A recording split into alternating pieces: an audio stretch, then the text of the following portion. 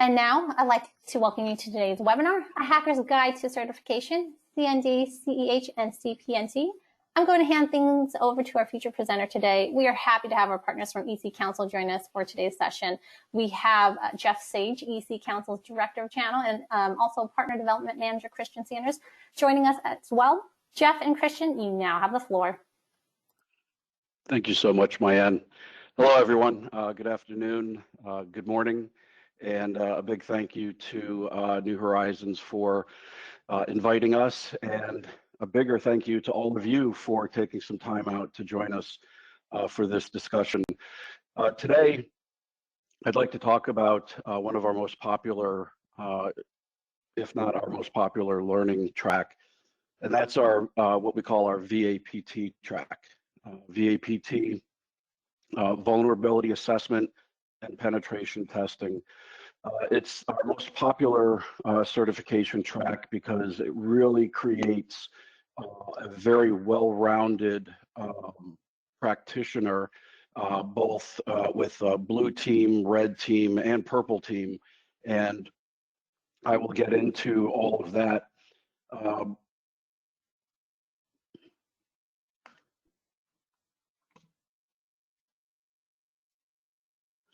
So today's agenda, we'll do the VAPT overview, job skill mapping, and program outlines.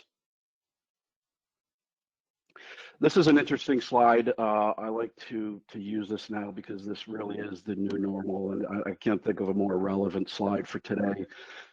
And the new normal has brought us certainly escalating threat environments,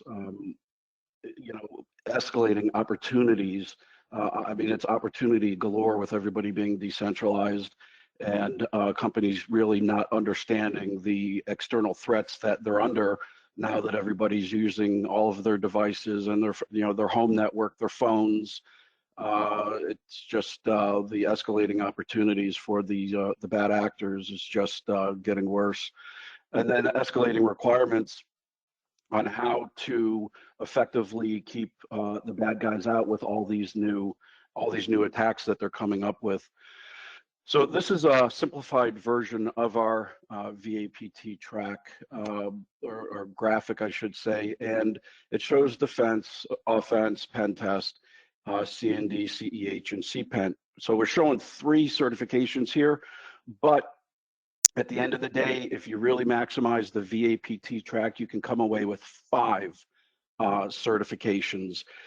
And I can tell you right now, if you go through CND and all the way up to CPENT and the others, you will be one incredible practitioner when it comes to cybersecurity, defense, and offense, because we're a little more technical than some of the certification bodies that swim in the same lanes. We take the training to a higher level of technical specificity, and we require, certainly in some of these higher certifications, a lot more commitment to learning and even practicing skills in order to pass our certifications. And you'll see what I mean as we move on. So let's talk about blue team. Defense is not always everybody's first pick. When my son played basketball, soccer, football, he always wanted to be on offense. And when the coach stuck him on defense, he was a little upset. So everybody likes offense because they get the awards, they get the points, they get the accolades, and the defense, with that age-old saying, the best offense is a great defense. So, and that's true here with cybersecurity as well. And the Certified Network Defender certainly trains you and prepares you to be an effective member of the team, of the blue team, in keeping the bad guys out. And a great way to describe CND is it's the defensive cousin of CEH, where CEH is that offensive tactical certification CND is the exact opposite. So CND, the curriculum is created around the predict, protect, detect, and respond. The predict is actually new to CND version 2, and we go through attack surface analysis, threat intelligence, and everybody's favorite subject, risk management. Regarding threat intel, it is a high level covering of threat intel, but we do have, for those interested, a threat certification, and that's the CTIA, or Certified Threat Intelligence Analyst. We go over protection, mobile, IoT, cloud, and virtualization, and there's even more than that now. What's missing from that, I should point out, is OT, or operational technology, and we can get into that a little bit more. But that's a really up and coming concern, is OT. And then we detect traffic, learn how to read logs, events, network packet headers, and then of course respond with incident response, forensic investigation, business continuity, and disaster recovery.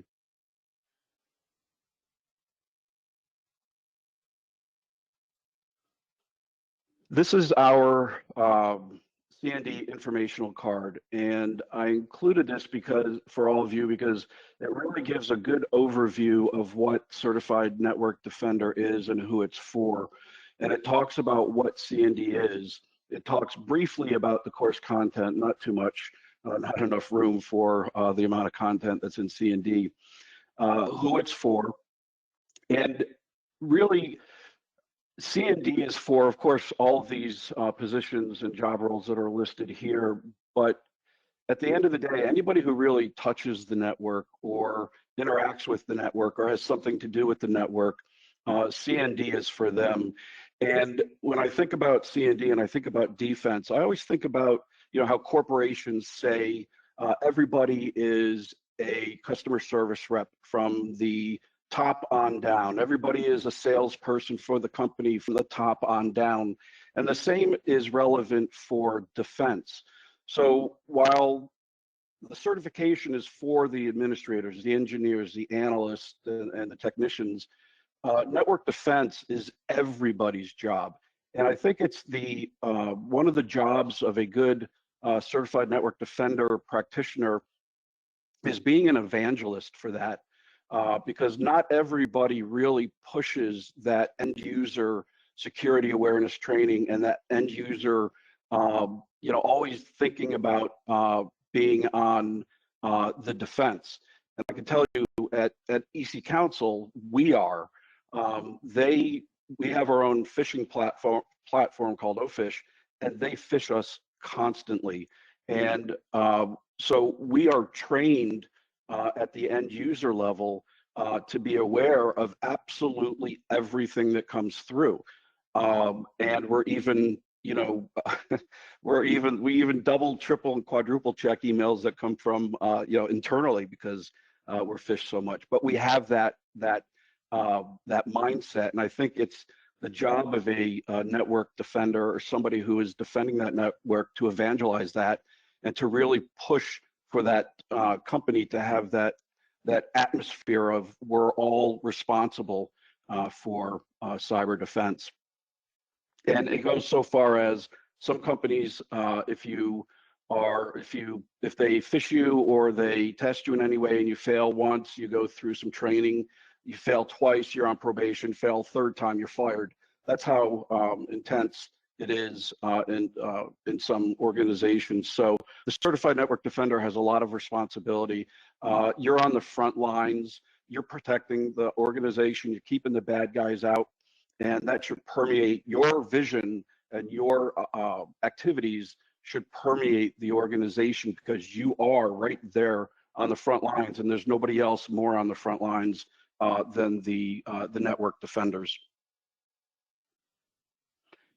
So this is a threat landscape. It came from the IBM Security X-Force Threat Intelligence Index for 2020, but it's still relatively the same in 2021 with the top attack methods and the top industries targeted really not changing. Business email compromise, point of sale, insider threat, ransomware, of course, and PowerShell. PowerShell is something big in CPENT. The industries targeted: financial, healthcare, transportation, and of course, manufacturing. Then here, we like to say every member of an IT team with admin privileges has a role to play in cyber defense. And then down below, anyone with IT admin privilege should be able to defend the network to some degree. But as I just said, I think that really permeates across the organization, and the defense of the network starts with the end user, and just being able to identify a phishing email, that is part of your defense posture. So why CND? So there's been a phenomenal growth in the cyber defense space. And like I said in the beginning, defense isn't always a person's first choice. So it's usually offense with hacking. But cyber defense has grown, and it's become more of a focus with DoD, military, and enterprise organizations because of a lot of these breaches that have taken place over the past few years. When I started EC Council 6.5 years ago, everything offense, hacking. That's all well and good, but you know, who's going to defend that network? Who's going to be that stopgap, or the person that's going to take the fight to the bad guys? That's defense. So CND was created based on a thorough job task analysis. It maps to NICE and NIST very, very highly. And then, of course, we've got DoD 8570 and the new 8140 compliance with IAT levels 1 and 2, IAM level 1, and CSSPIS 1. And it is lab intensive for practical skills. We've got a lot of labs in CND that will help you practice everything that you learn in the book. So all of the methodologies, all of the procedures, the policies, the tools, the techniques, all of that is practiced in our iLabs environment. And New Horizons does provide that. And it gives you the opportunity to go in and start practicing what you're learning, because you can read the book and you can memorize the answers, but if you're not doing what you're learning, you truly are not learning the most or at the highest level that you can. So and rest assured, iLabs is a very, I like to call it a kind of like a baby step through the process. And then as you start learning the labs yourself, each lab, you can start not relying on the instructions so much with each exercise. So what I mean by that is when you go in there the first time, it literally tells you enter your admin, enter password, click enter. Then it tells you to navigate here, click enter. Open this, click enter. And it baby steps you through the whole process of cracking passwords, sniffing networks, planting malware, viruses, worms, the whole thing. Everything is baby stepped. And then again, as you start learning, you can start doing those steps on your own. And then before you know it, you're actually just going in there and you're planting malware and finding viruses, cracking passwords with little or no help from the instructions. So it's very important to spend a lot of time in iLabs to understand what we're teaching and be able to use it when you're out in the real world, or at home practicing. So this is I absolutely love this slide. It's one of my favorite ones in here. This is from Gartner, and it talks about the emerging technologies and trends for the next up to 8 years. And you can see in the middle there in yellow, OT security. I'm a little surprised that it's medium, but it is a growing concern nonetheless.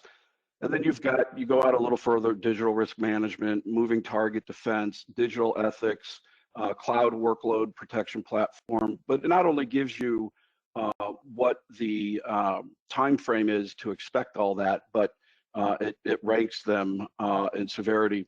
And the one that I see that I was zeroed in on is actually zero trust networking. They've got that out at 1 to 3 years, but I could tell you over just the past 2 weeks, I've had 2 requests for zero trust training. So I think zero trust is probably moved up into that yellow portion of this graph and is already of interest insofar as training and protection. And then we've got the network defense growth, the expected spending.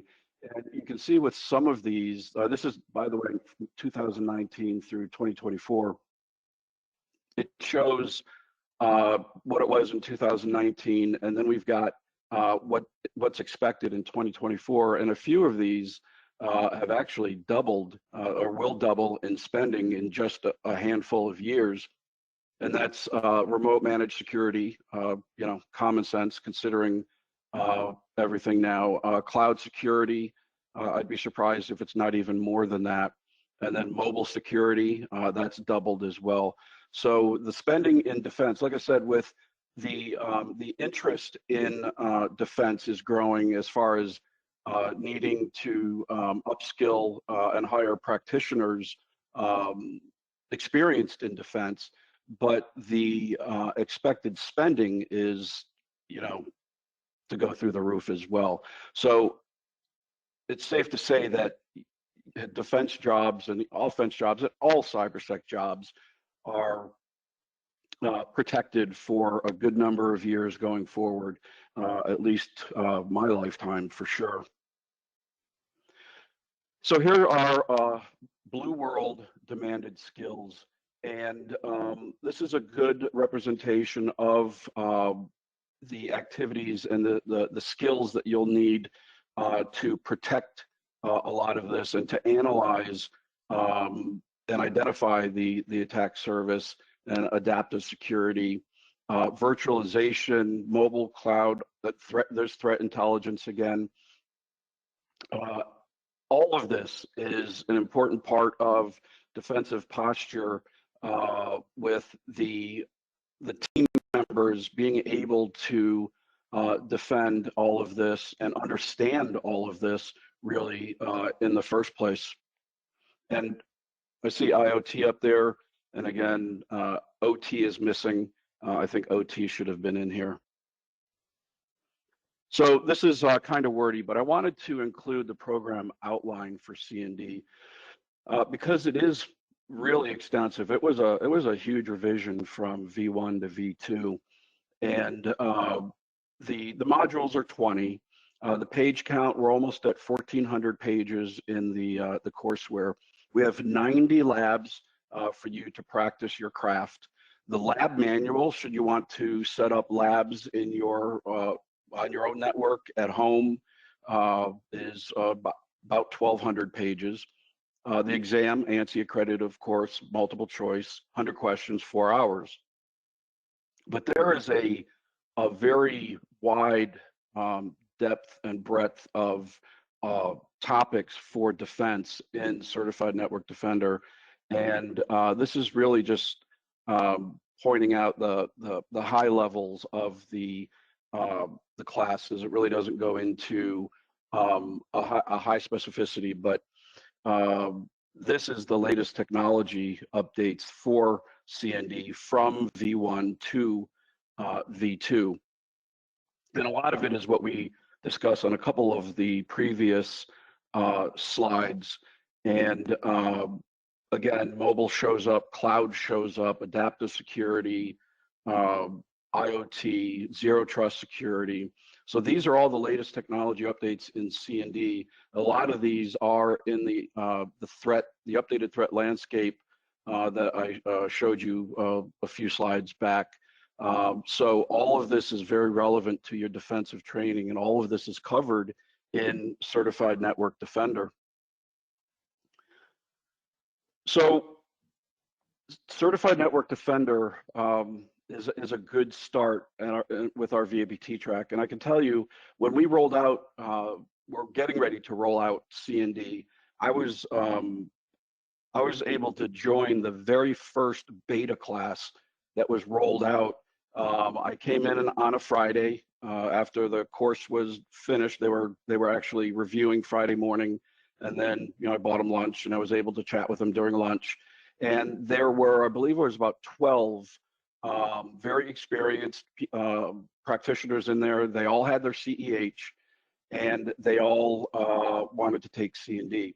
So at the end of the class during lunch, I asked them a number of questions. They all liked CND, and they all agreed that they wished CND was available before they got their CEH, because it's a great lead-on course, and it's a great course to prepare you for the level of training in which CEH requires. So CND, the defensive cousin of CEH, is an extremely awesome class, and it really prepares you with the knowledge and practicing on the labs to jump on a network and be part of that blue team. And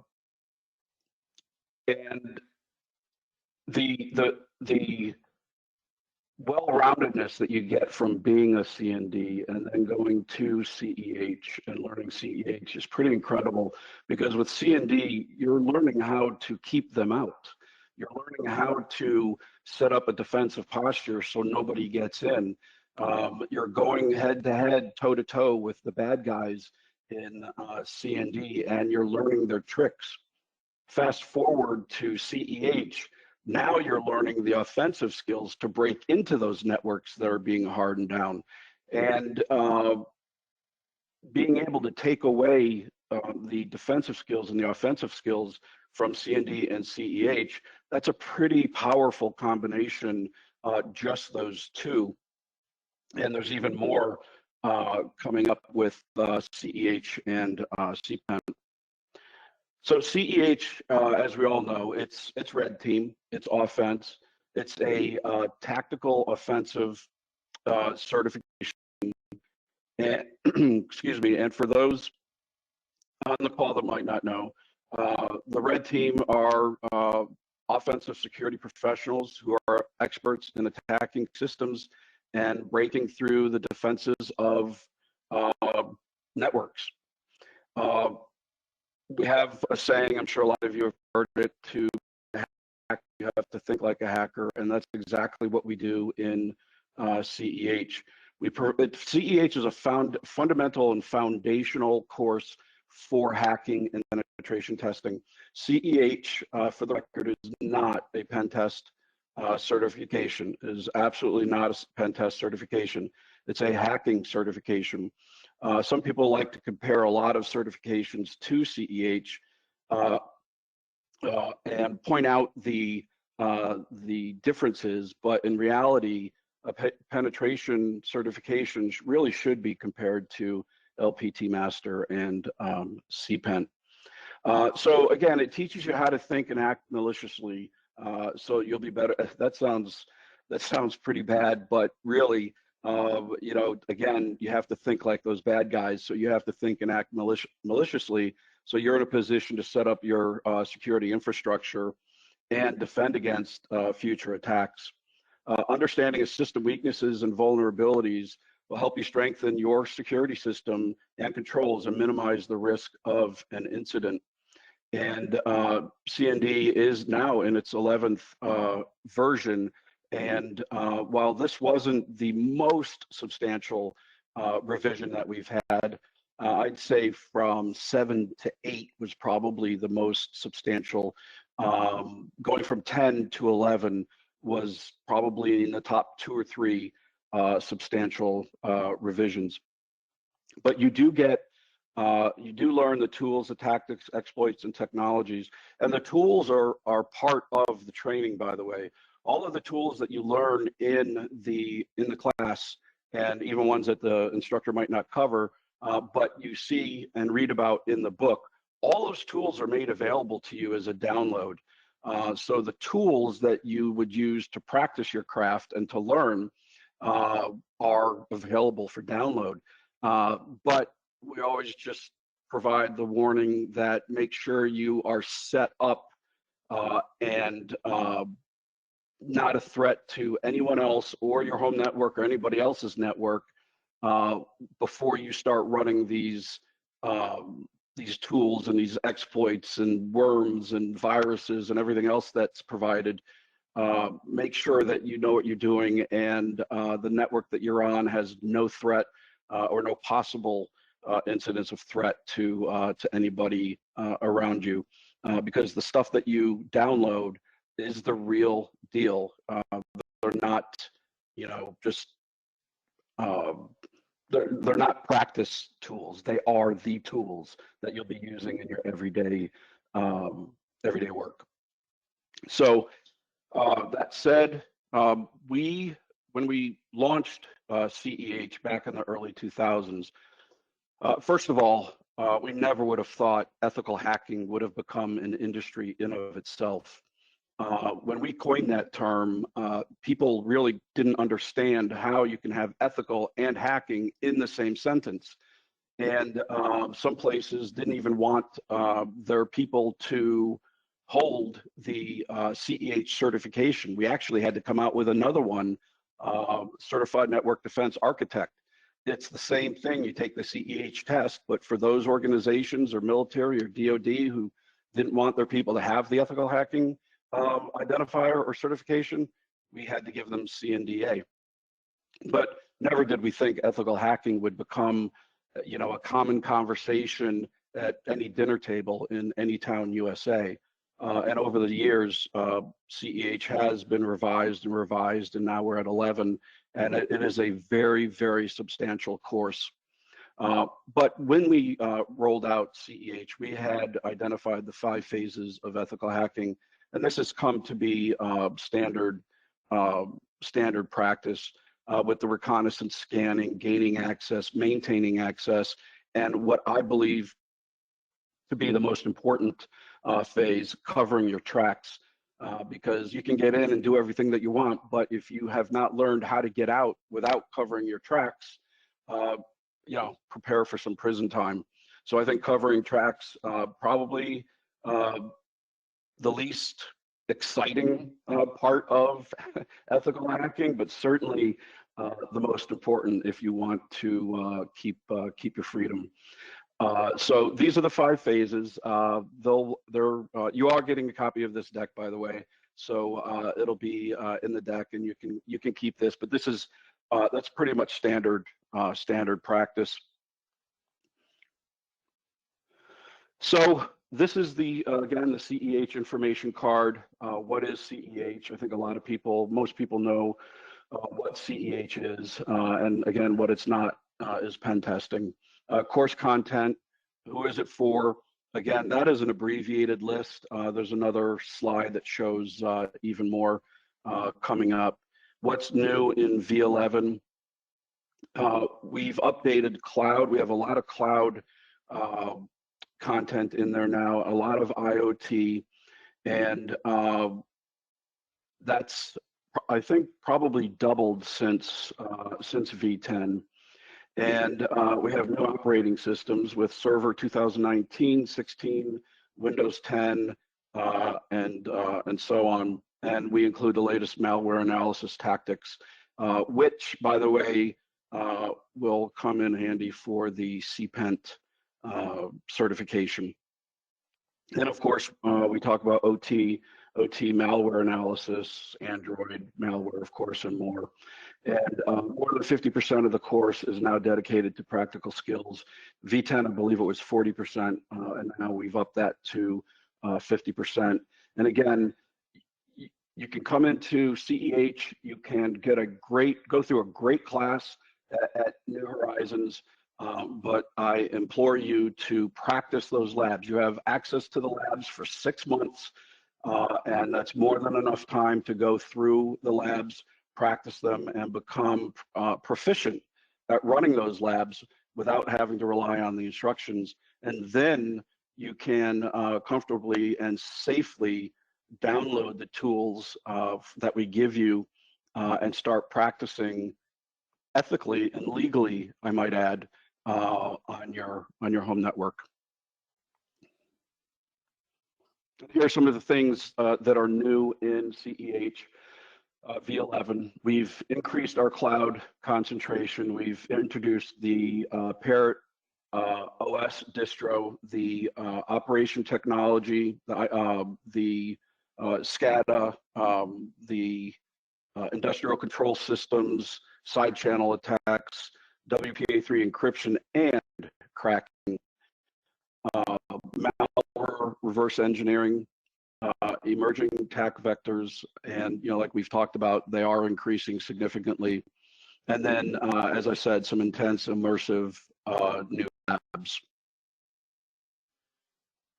So here are some common job roles for CEH. And again, this is not a comprehensive list.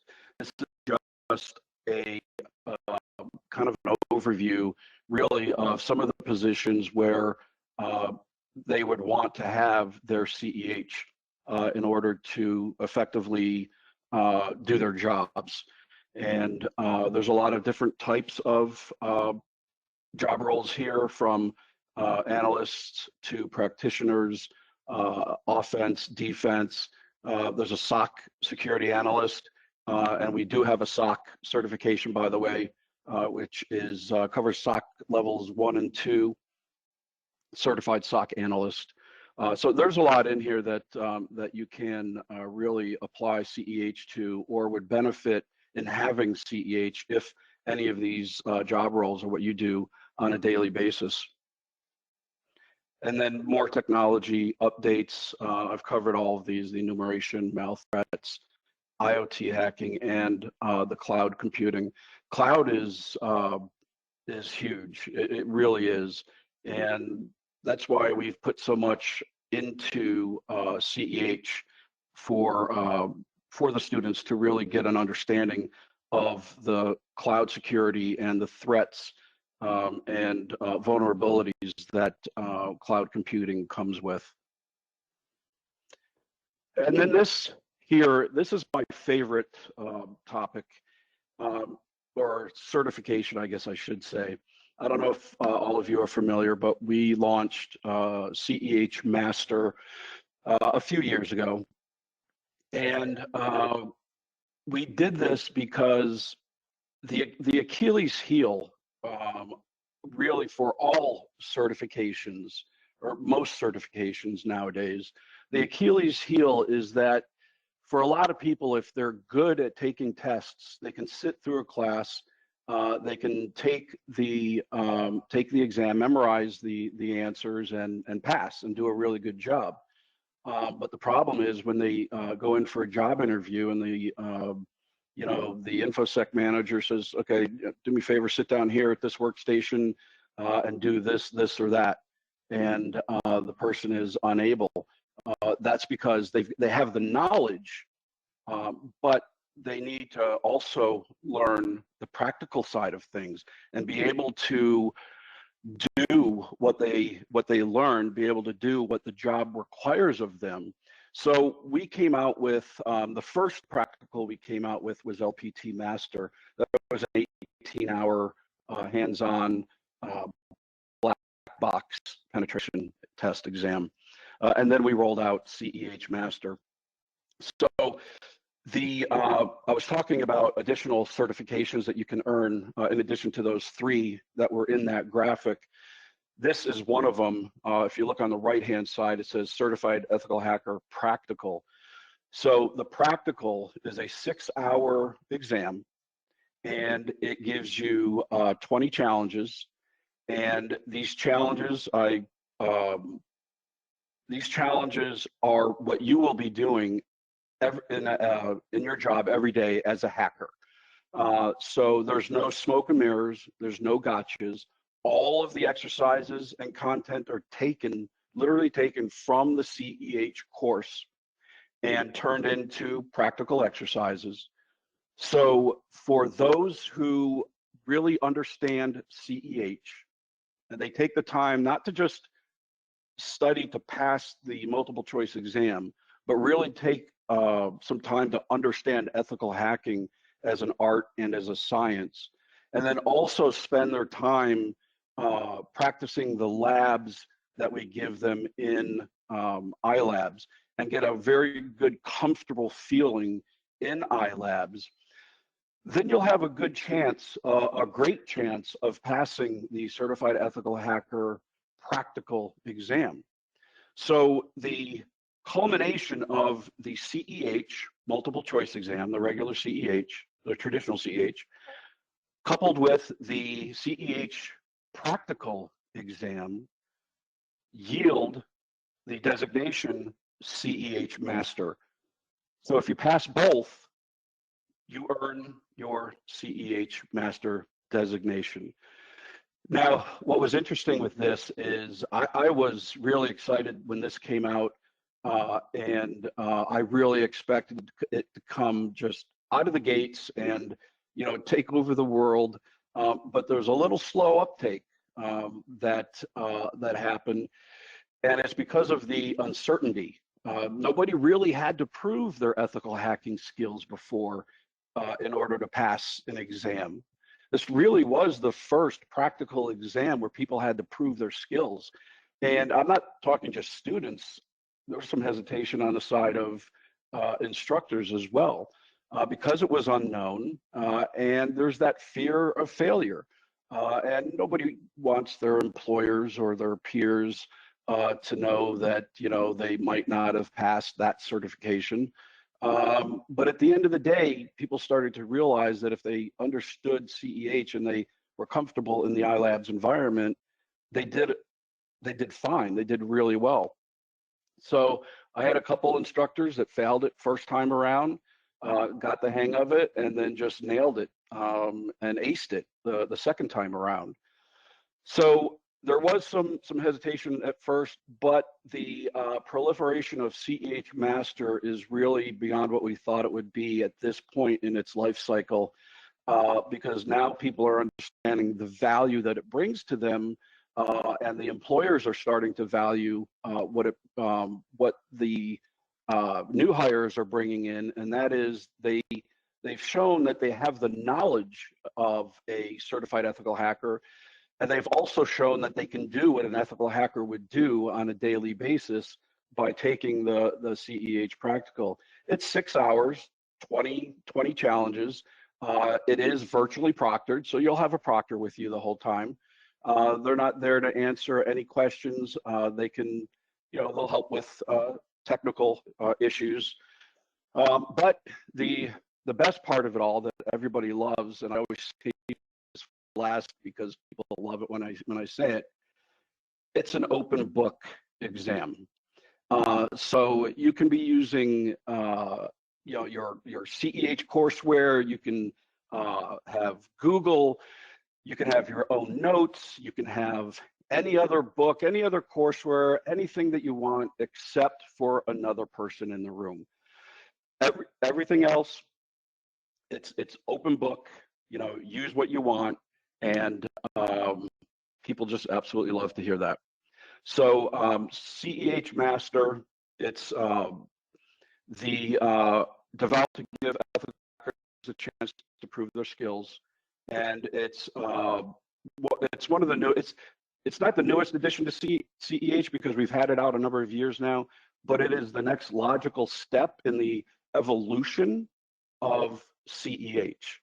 And giving CEH that practical side of things and giving students the opportunity to prove that they can do it is priceless for a lot of people. And I can tell you that you can we have an ethical hacker leaderboard, which lists the top ethical hackers around the world. And it takes into consideration, the scoring algorithm takes into consideration the score that they got on their CEH multiple choice exam, the score that they got on the CEH practical, and the time in which it took the person to complete the practical. All of that is calculated, and there's a percentage that's given, and the person with the highest percentage sits at position number 1, and then there's 9 other, because it's the top 10. So you can Google EC Council Ethical Hacking Leaderboard and see what I'm talking about. And we're going to have that for some other certifications as well, especially as we roll out CyberQ, which is our cyber platform that we're rolling out in just a couple of weeks. So candidates must demonstrate knowledge and skills 2 ways, which I said: pass the ANSI exam and then pass the CEH practical. Hey, Jeff. It's Yes. Diane here. I was going to launch the poll about the red team and blue team right now. Will that be a good time to do that now? Absolutely perfect timing. Perfect, everyone. I just launched a poll here just to help Jeff get a better idea. The question here is, are you in or plan to be part of a red team or blue team? You have 3 options: yes for the red team, yes for the blue team, or no, neither red or blue. So I'll give everyone a few seconds here just to log in their answers, and then Jeff, I'll let you know what everyone says here. Okay, I'm really looking forward to the next question after this one. All right, let's see, a few more seconds here, everyone. All right, let's see here. We have 31% saying they're going to be part of a red team, 8% saying blue team, and about 62% saying neither red or blue. So that's kind of what we have going on for the audience. And would you like me to launch the next poll? Yes, please. Sure. The next poll, everyone, I think Jeff's trying to get a pulse here, make sure everyone's it's about what the biggest event coming up here. Who's going to be winning the Super Bowl, everyone? So let's see, we'll give everyone a few seconds here to answer. There's only one right answer. And you know what? That seems to be the case. Oh, there you go. There are some folks finally, now it's a competition here. I'll give everyone a few more seconds before we get I kind of figured it would be split. You know, we'll see what the results are going on. I'm going to close the poll now. All right, we have, it was 100% the Buccaneers for a long time here, for a few seconds. And then I think our Kansas City fans kind of finally woke up and said, hey, wait a minute. We have 47% going for Kansas City and 53% going for the Buccaneers. All right. All right. Yeah, evenly split. Evenly split. So I'll let you continue, but thought I'd start our polls there for a second. Okay, great.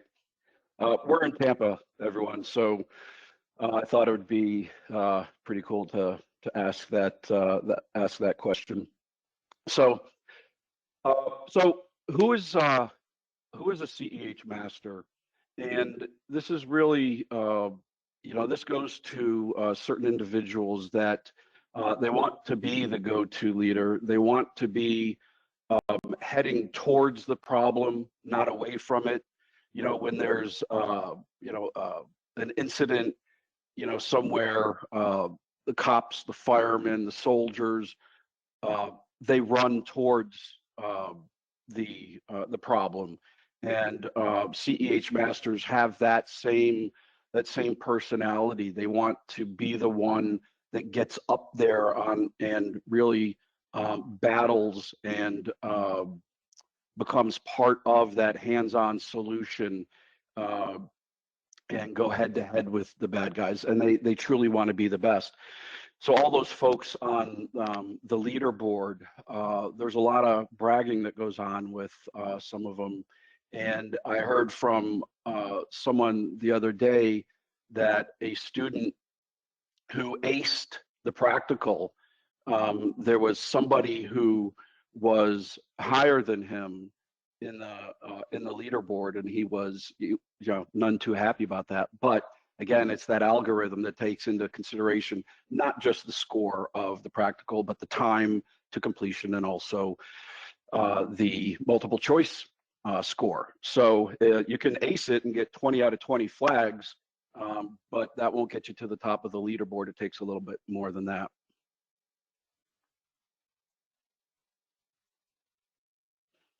And the information card, pretty much everything that I went over.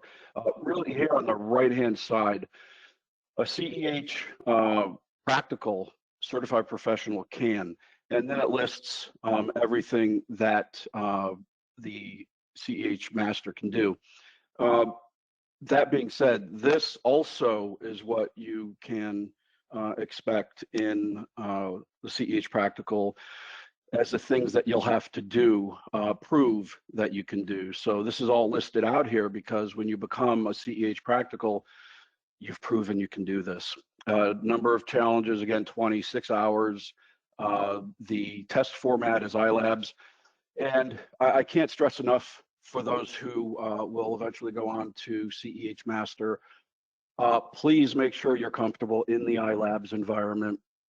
The exam is given in the iLabs environment, and going in cold or going in really not comfortable with the iLabs environment, it will just hold you up and make things a little more confusing than if you really knew your way around it and were very proficient at it.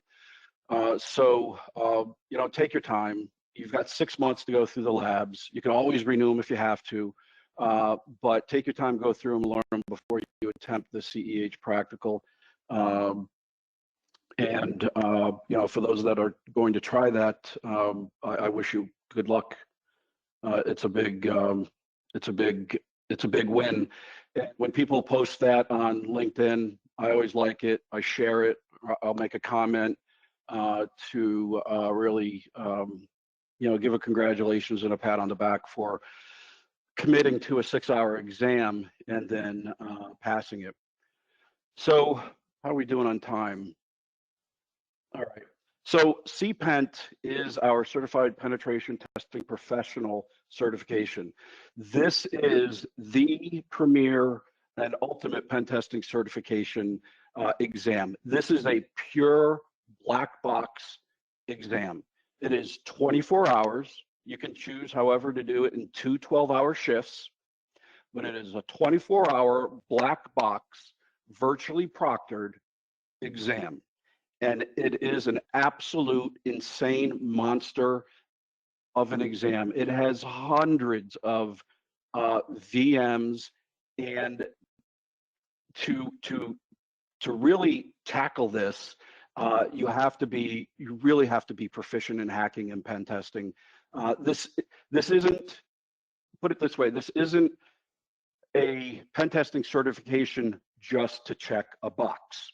This is the penetration testing certification that the best of the best want to tackle because they want to prove that they can do it. This is for those who have the mettle to take on a 24-hour exam and write a report, one that's good enough to be submitted to a Fortune 100 company. It takes a unique individual to sit through CPENT. We're just about to launch it. It went through some beta testing with some of our SMEs and CEIs taking the exam, you know, to make sure everything's working okay. And we'll be launching it, I think, in just about 2 weeks. I think CPENT will be announced, released. But this is, and there is a class for it. We're not just throwing you into this thing. There is a class for it, and there's a practice lab environment for it as well. And it's also mapped 100% to the NICE framework. It is 100% methodology-based penetration testing. It's a 100% methodology-based penetration testing program. The reason why I wanted to point that out is I'm sure a lot of you are familiar with OSCP, another incredible, insanely difficult challenge. And, you know, my hat goes off to anybody who passes that. But we've had people take both we've had people who have taken OSCP and then have taken either our LPT Master or the CPENT Beta. And the difference, a lot of them compare it to, interestingly, is that the OSCP is more of like a puzzle than it is penetration testing. There's really no methodology or stated methodology for the certification, so it's more of a puzzle, I think. And this is coming from them, not me. I haven't taken it. Whereas CPENT teaches penetration testing, and then also the methodology to use when you're doing a pen test. And to that point, we did have a handful of OSCPs take the beta for LPT Master and not pass. And it's not because they're not skilled. They're incredibly skilled if they passed OSCP. It's just because they did not study and apply the methodology that's needed to do a real pen test in the real world.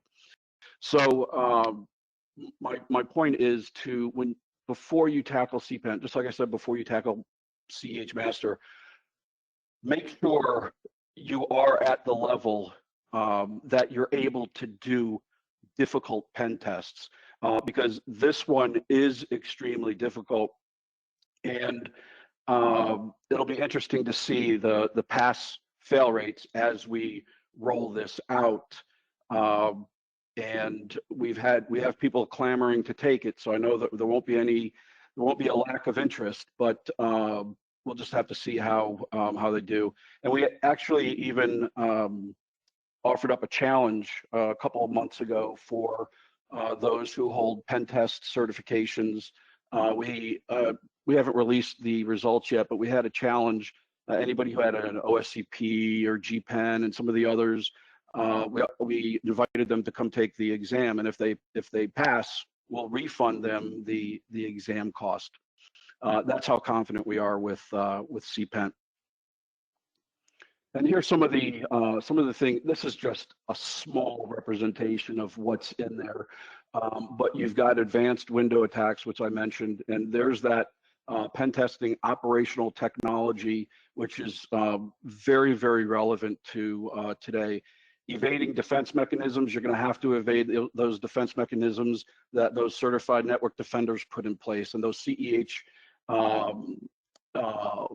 professionals help put in place and shore up and make sure there's no vulnerability. Access hidden networks with pivoting, double pivoting, privilege. I mean, this is truly a pen test certification. So if you're looking to really prove to yourself and your peers that that you are a pen testing madman, then this is for you. And again, if you want to check the box for something, then it's not. And IoT and OT pen testing in industry first.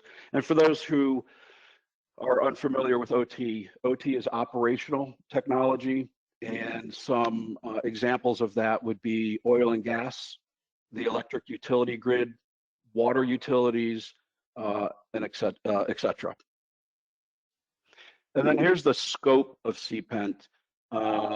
And it's again wordy, but I included it because I wanted to give you guys just show you how deep and wide this certification goes insofar as teaching you and then testing you. And then here are the labs. There's a total of 99 labs for CPENT. And again, a lot of very difficult things, labs in there. But I love the fact that we have the OT SCADA penetration testing methodology in there, and PowerShell scripting. So there's a lot in there. And on to the fifth certification. I mentioned that there were a total of 5 with that graphic of 3. So you have CND, CEH, the CEH practical, then you have CPENT, And you also have the opportunity to earn your LPT Master. So for those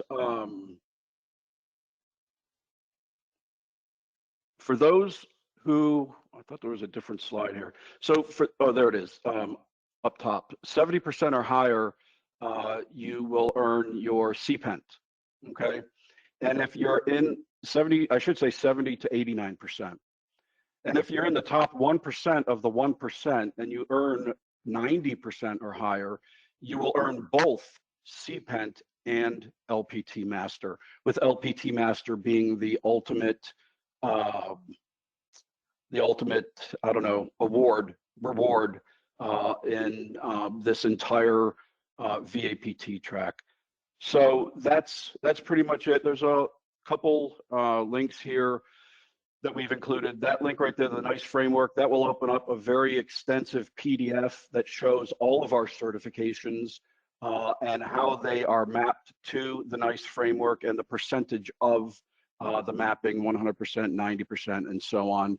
And then the CND and CEH brochures. The CPENT brochure wasn't ready at the time of this, and but it should be ready shortly. So I'd like to thank all of you for spending your time with us. I hope I was able to explain the VAPT track and you're able to understand how powerful this track can be and how much of a cybersec practitioner this will turn you into. There's a lot of certifications, a lot of training out there. I mean, it's absolutely crazy and insane. But you know, EC Council, our certifications are becoming some of the more difficult ones now. We are moving to practical rather quickly.